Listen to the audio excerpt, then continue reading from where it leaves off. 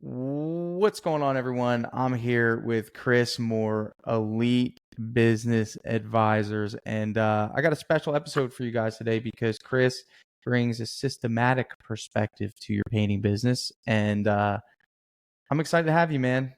Welcome. Welcome. Thanks, man. Thanks for having me. I'm excited to be here with you guys. And I always love chatting business with you. So I'm excited to hear what we're diving into. Yeah, man. I mean, I told you, you asked, what's the agenda? I said, I don't have one, man. We just come off the top. We're going to talk a little bit about business. We're going to talk about strategy. Let's first outline who we want to serve today are those people who are operating a business. They're in the day-to-day operations. They're struggling to kind of to them, I've been underwater with business, man. I know what it feels like. It's like each day Yep. is like, it's a survival mission. Um, I can imagine hearing these conversations about people that seem to have it figured out. I'm going to ask you, Chris, do we ever have it figured out? Nope. It's called being Never, an entrepreneur, brother. never. So there'll never be a time we have it figured out. But there's some checkpoints along the way that at least make you feel like you're progressing. And I think that's one of the cool things about what Yep. you offer. So I want to get into kind of like who you are, what got you into it, Yeah. and really why you are qualified to aid a painting business owner in the next step of their journey. Yeah, no, that's great. I don't know that I am qualified, so let's just start there. No, I'm kidding. No, I spent a decade in the painting industry myself. I started with a company called Student Painters when I was in college at 19 years old. I spent 7 years with them. When I left that program, after running the St. Louis, Missouri region, I ended up starting my own painting company, knowing that consulting, coaching, advising is what I wanted to do long term. To be honest with you, I didn't think it was going to be focused 100% in the painting industry like we are now. I thought I was going to be working with all kinds of business owners all over the map. And we did that at first, and it was exhausting. But Sure. 2020, I made the full-time switch to Elite Business Advisors. So we're 6 years in business total, 4 years full-time focused now. And, so myself, everybody on our team, we've all ran a painting company. We have experience with that. And to me, I think that's a huge thing because we actually understand what painting contractors are going through, right? We've Yeah. been in their shoes. We've had to fire painters. We've hired painters that didn't show up on the first day.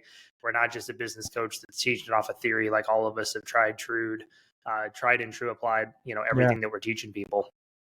Yeah. Yeah, man. I love that. I think, you have to, I'm a proponent of this, especially drip jobs, man. I think one of our strategic advantages is I am the Yeah. customer. And you can see things Right. from the perspective of your customer. There's no speculating. Um, Yep. Super cool, man. So in terms of strategy, you have a painting business owner. Let's say he's doing $250,000 a year. Um, Yep. Not quite sure how he got there, but he got there. He's kind of coming off of a hot Yeah. year. January's been slow because he wasn't ready for it. And Right. he's fighting for work, man, fighting for it. And the idea of growing Yep. beyond his means is scary. The idea of having, hey, Yeah. we hear it, hire, spend money on marketing. Yeah. What's the advice to that guy?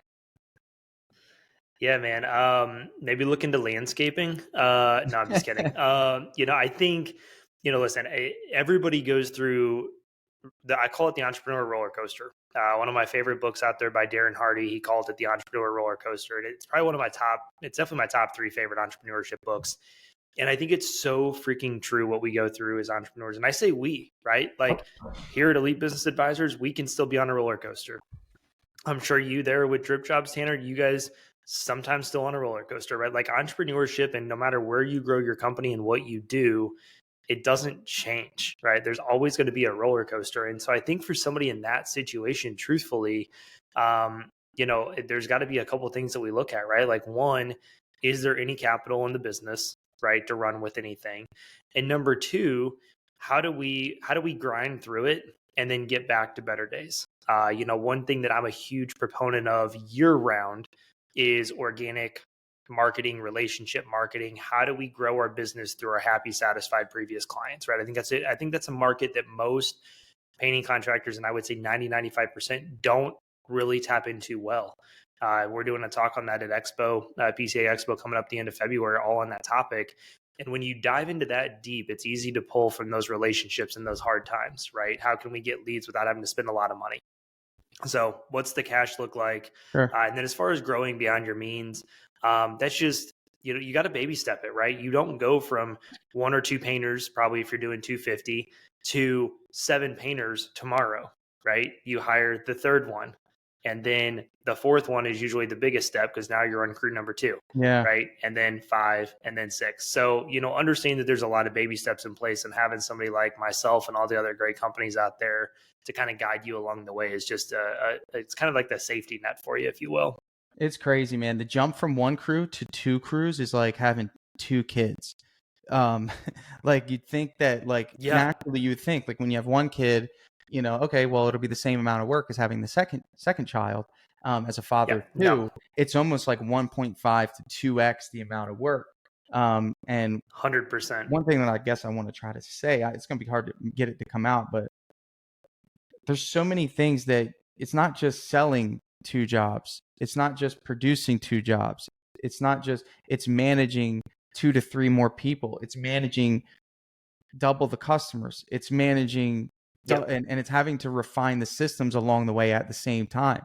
And getting to Right. two crews in and of itself is one of the greatest accomplishments that a painting business owner can get to. Because if you do that, Yep. then you could do anything. That transition from one to two, for me, it took me a year and a half to actually Yeah. confidently get to two and keep two jobs running. It took me another year and a half to do three and get three crews running. Now we have three running full time every day, Yeah. back to back. Yep. And it's almost like hitting the lottery, Chris. Like if you go from Yeah. 0 to $1 million, you're going to blow that money because you just don't have the discipline. You don't have the skill sets to be able to keep that and grow it. And it's the same thing with Yep. getting to that second or third crew. Would you agree?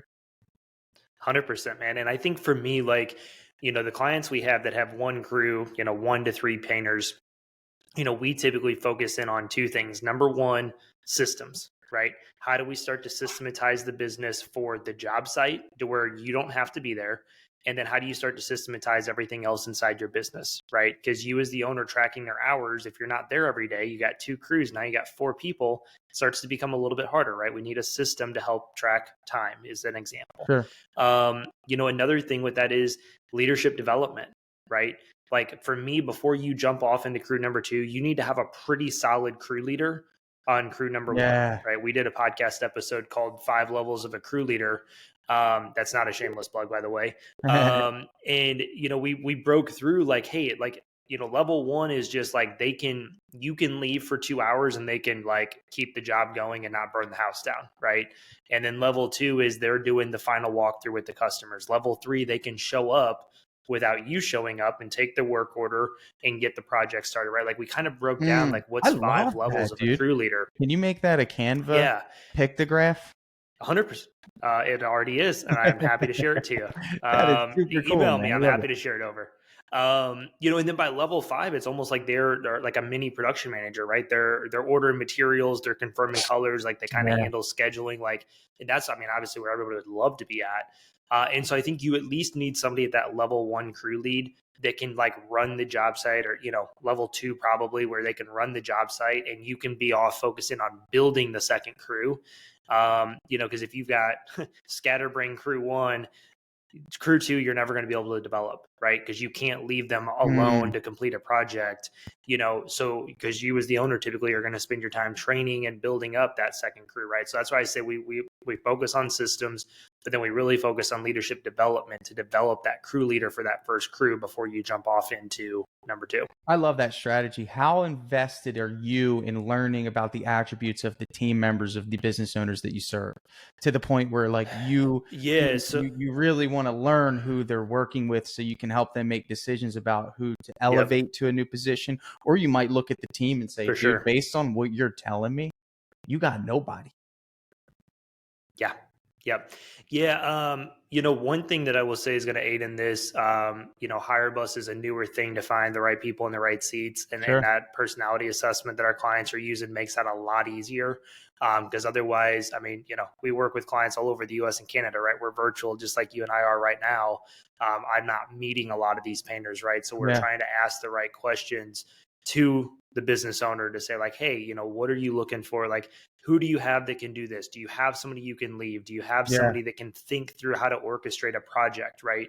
For me, a crew leader, Tanner, doesn't have to be the, best painter on the crew, right? They need to be able to lead people and to orchestrate a project from Yeah. start to finish in what order makes the most sense and communicate with the customer, right? If they can do Can I those add three something to things, you that? can be a good crew leader.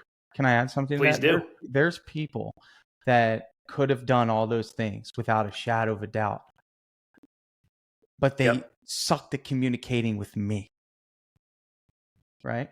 I Yep. think naturally men, and Yep. we could go off the chart here, but most relationship problems with men happen because the man internalizes everything, right? As Yep. opposed to a woman in terms of like a relationship, a marriage, right? And if Yep. that man is someone that internalizes everything and wants to figure it out, that's very bad for business, right? And It it's is. like, from my perspective, I need constant updates. I want to know where we're at. I Yep. want to know what the time frame is. I want to know what the problems are. And the frustration Yep. that happens sometimes in my business is I'll reach out to my guys and they'll be telling me something I got to extract out of them. And I say, why didn't you tell me? It's like, where's the Yeah. communication? Then I've had people that are even painters that I'm kind of courting to potentially be a crew leader. And I just know that when I ask you to go do something, I don't get a text back for 3 hours. And I'm thinking, Yeah. you're just not that type of person that understands the other side of Right. the communication and like realizes, dude, I have to do this. Like, I need to be Yep. like, hey, this is Right. the update for today. This is where we're at. This is it. It's like, so that's also a thing, Yep. is being great with communicating with management.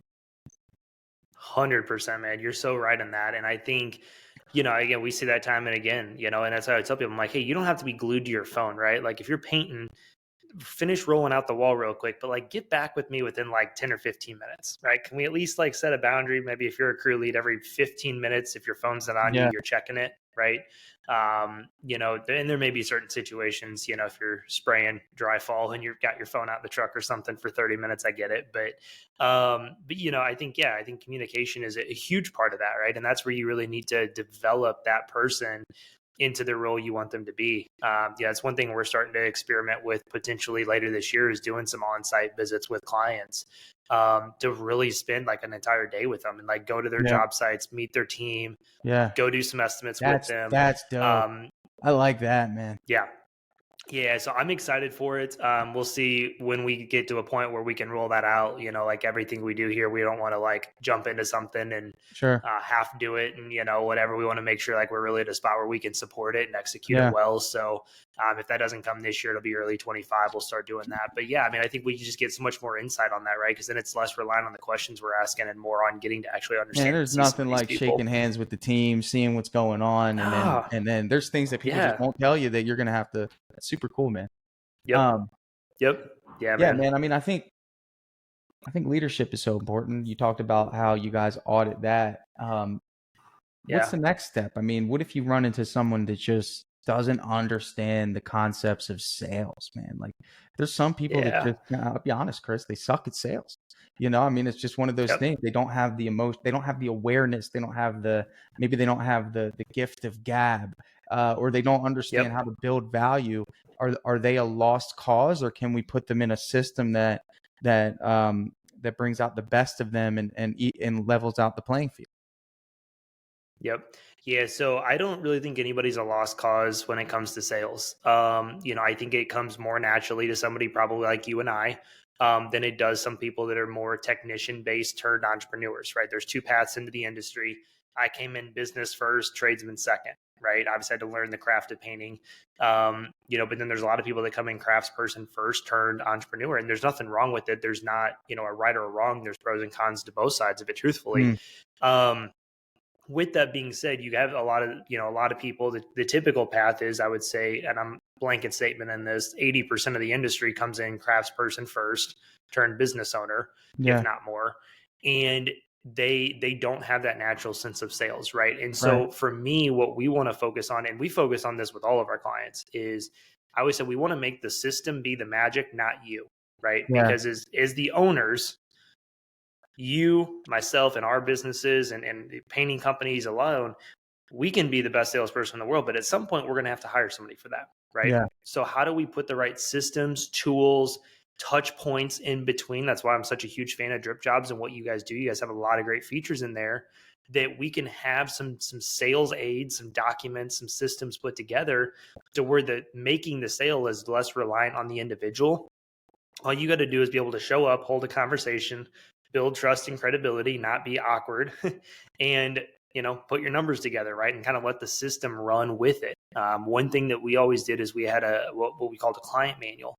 It was a 1-inch binder, talked about my experience in the industry, our processes, our expectations. We had before and after pictures, Google reviews. We take that to our estimates, right? And I know without a doubt, Tanner, that thing sold 75% of our jobs for me. Right. Amazing. And so I believe, no, there's not a lost cause. You just got to have the right systems and stuff to support people and at least get them where they're closing 40%.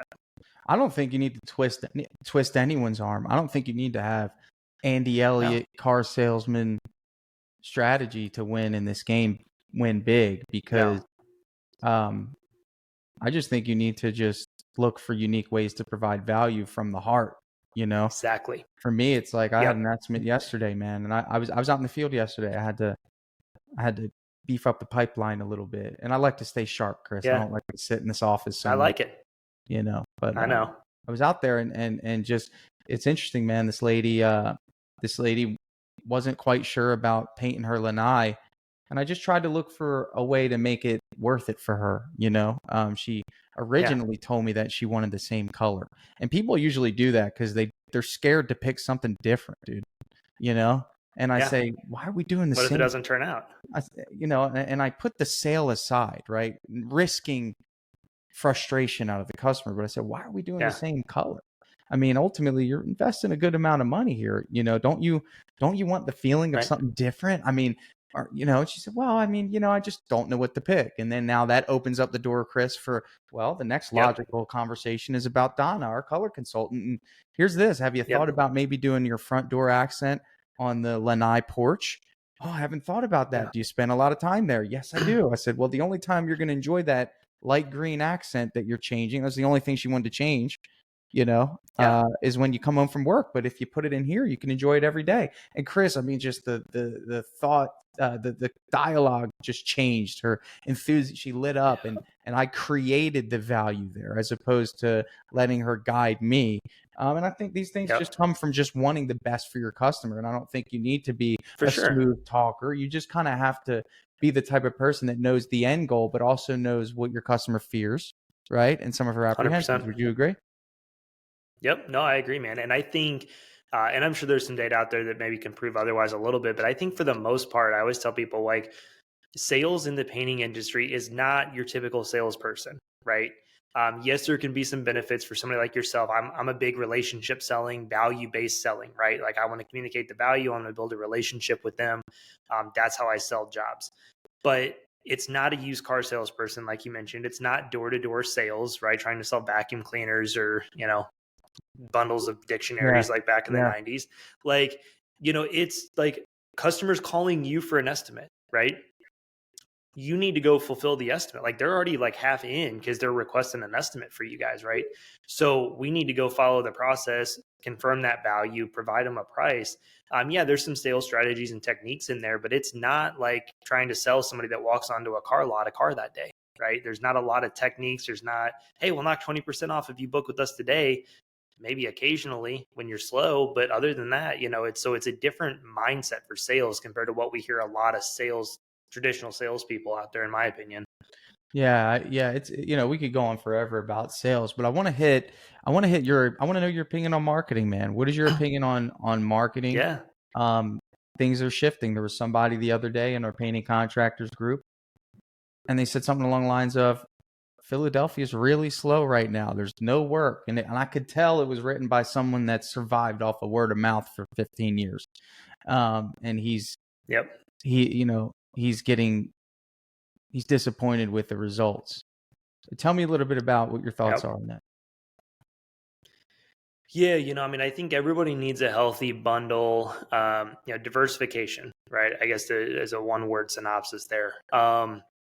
I think if there's things that are working, you keep doing it, right? But if all your eggs are in the word of mouth basket, one, again, I would argue, what are you doing to try to enhance your word of mouth, right? Are you literally just sitting in your office just waiting for someone to call you? Yeah. Or are you, yeah, exactly, right? Or are you trying to build a relationship with those people that have provided referrals and show appreciation and stay top of mind with them to help boost that, right? So there's two different schools of thought on that.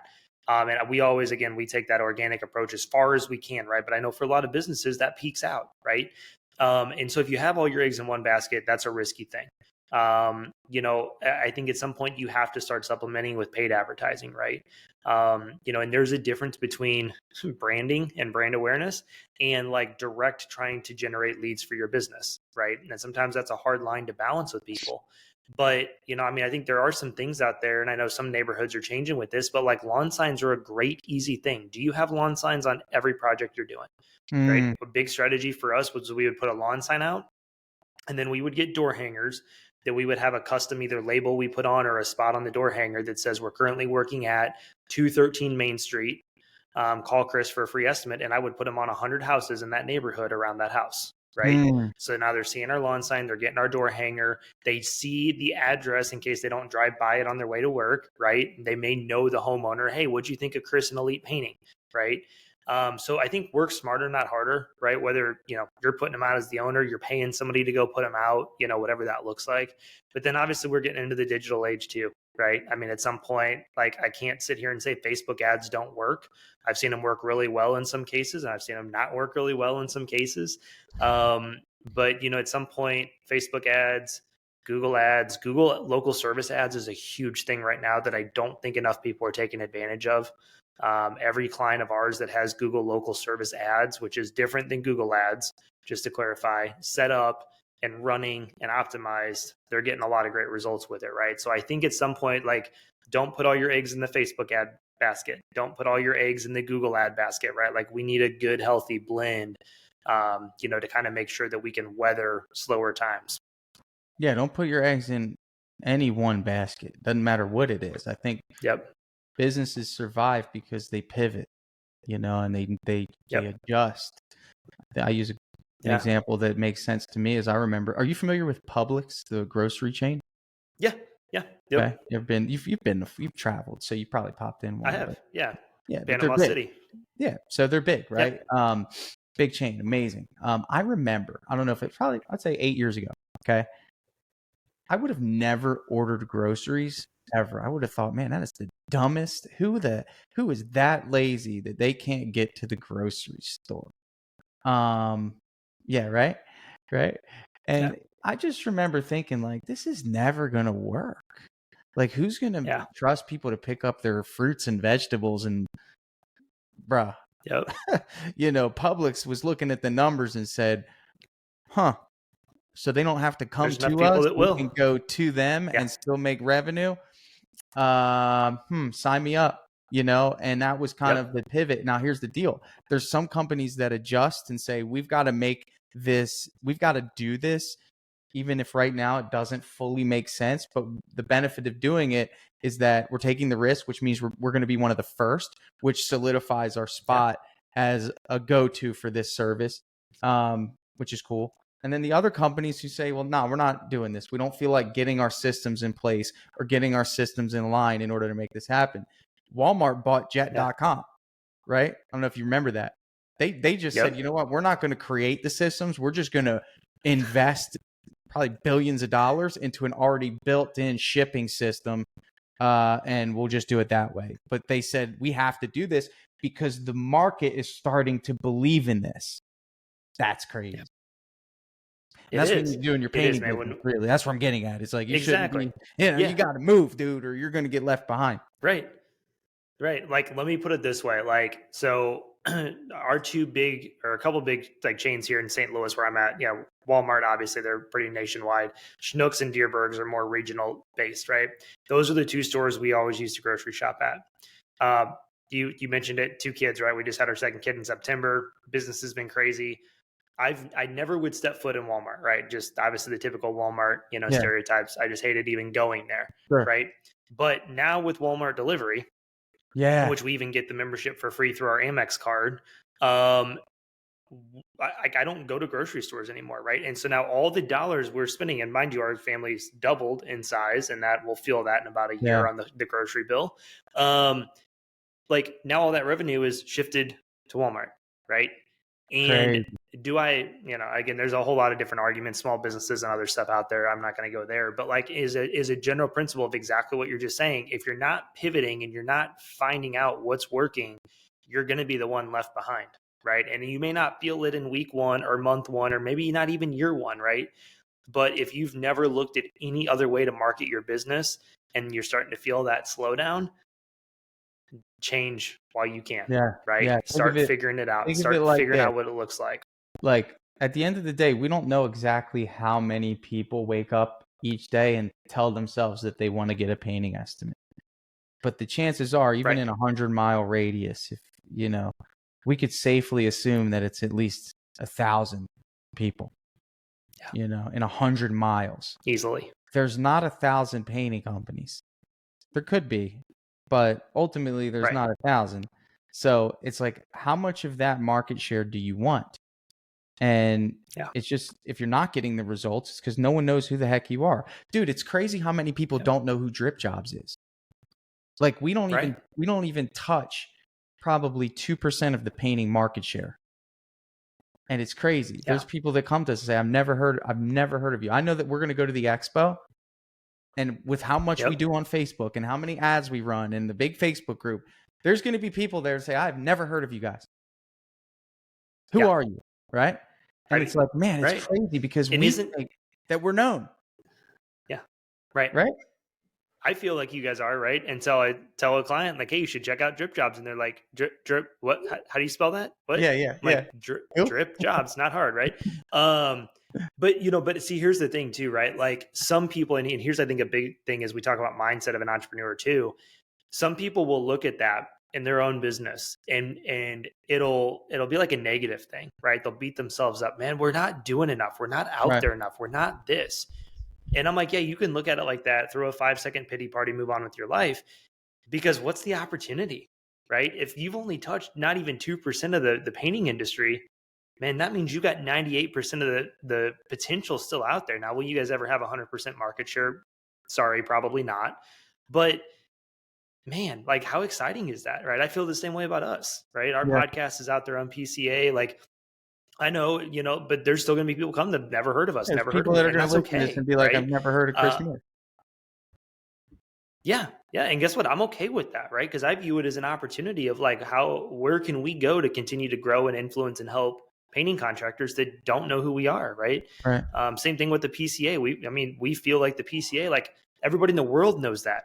I've had a couple Sherwin reps at events that I speak at. They're like, PCA, Painting Corporation America. I don't what like yeah exactly, right. And so I think it's a natural thing, right? I think so with that being said, like we got to get out there, we got to get our brand out there. If people in your town don't even know you, right? Lawn signs, vehicle wraps, there's some things, again, you may not see a tangible result, although I just looked up, we had one client sold 30 grand just from one wrapped vehicle last year. So I mean, it will happen. That may be an anomaly, right? And that's just what they're tracking with what people are calling in with, but they might see your van or your car and then see a lawn sign or get a flyer or see a Facebook ad, right? So got to get out there, get your name out there. And I think the biggest thing, I'll just throw this in there too, as we're talking about it, be smart and efficient with whatever your budget is, right? Set a budget. Hey, we can afford to spend $1,500 a month on marketing. How can we get the most return on our money for $1,500, right? Don't chase every little opportunity that pops up, every little magazine that reaches out to you, every little thing. And just like, oh yeah, I'm just going to throw money here and here. Like have a plan and figure out how can we get the most out of this $1,500 a month. I love that. And for me, man, I'm a big proponent of, man, if you don't know how to do something to the highest possible standard, freaking hire someone, man. Hire it. Stop trying to do everything, man. It's like if you started a painting business and have Yep. not spent more than $15,000 on getting it going, and you're expecting to have a multi-$100,000 business at the end of the year, it's like, dude, you're not selling like Not tiny not little gonna things happen. here. You gotta fork it out, man. I had a guy on the other day on Yep. my business breakthrough. He freaking took out a home equity loan to pay for a marketing agency. I love it. So, dude, that's exactly what I'm Yeah. talking about, Yeah. man. It's like you've got to invest. You got to Exactly. plant the seeds, man. So give me a pitch here. I Yep. want to hear your pitch. I think you've earned Yeah. enough credit. So tell me your pitch. Keep it, Well, I in a appreciate nutshell. But that. what the heck do you do? Yeah. Yeah, man. So, really, for us at Elite Business Advisors, we help painting contractors treat their business like a business. We focus in on every aspect of business, from the finances, the marketing, estimating systems, getting your numbers at estimates, right? How to put a recruiting system together, how to, as we mentioned, that leadership development within the crews, literally 360-degree aspect of your business. We're here to help in all areas. And I would say the three biggest areas people come to as far as help with their finances, right? Understanding their numbers, understanding their profitability. Are they charging enough money for their estimates? The second one being that marketing help, right? How do we get our name out there and more lead generation?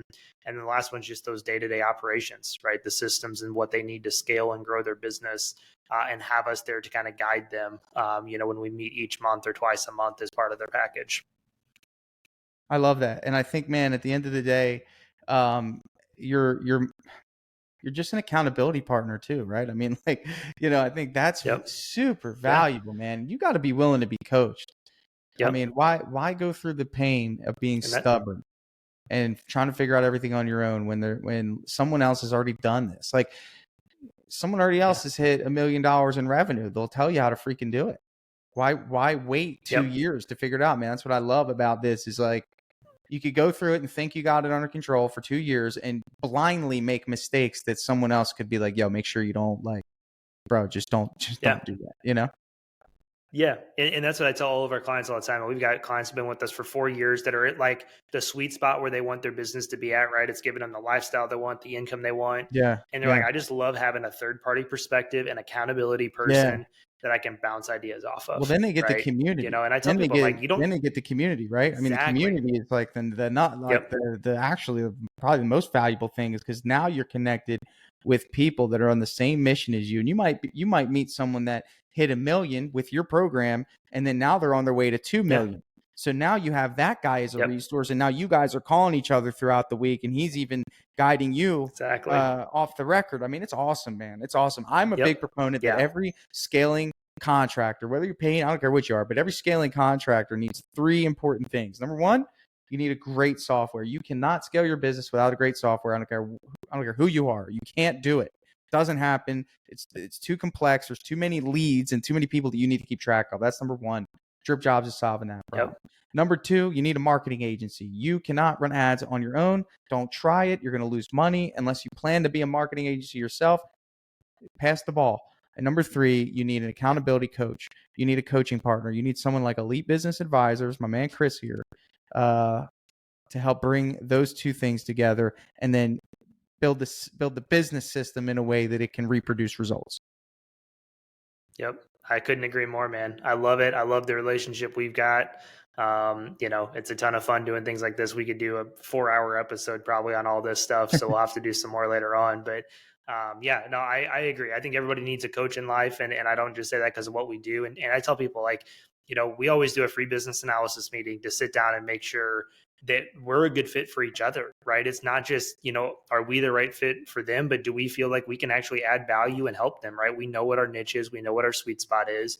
Do we feel like we're the best fit for them? And, and I tell people, like, I don't care if you work with us, you work with Conquer Consulting, Breakthrough Academy. There's a ton of great companies out there in this space as well.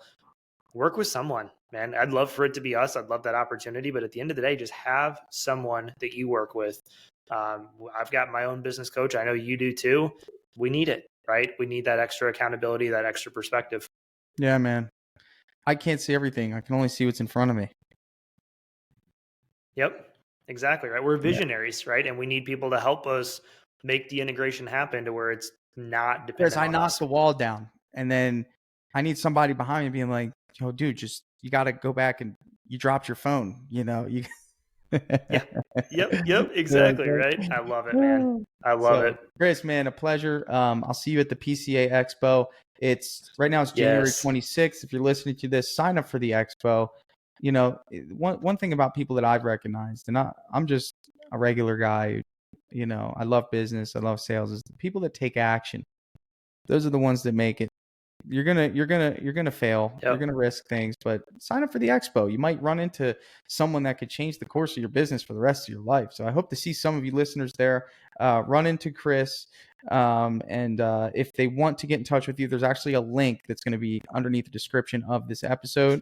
It'll take you to my ultimate business Perfect. resource. Scroll down. Chris has his own card there for elite business advisors, and he will connect with you there. Yes. Yes. No, I love it.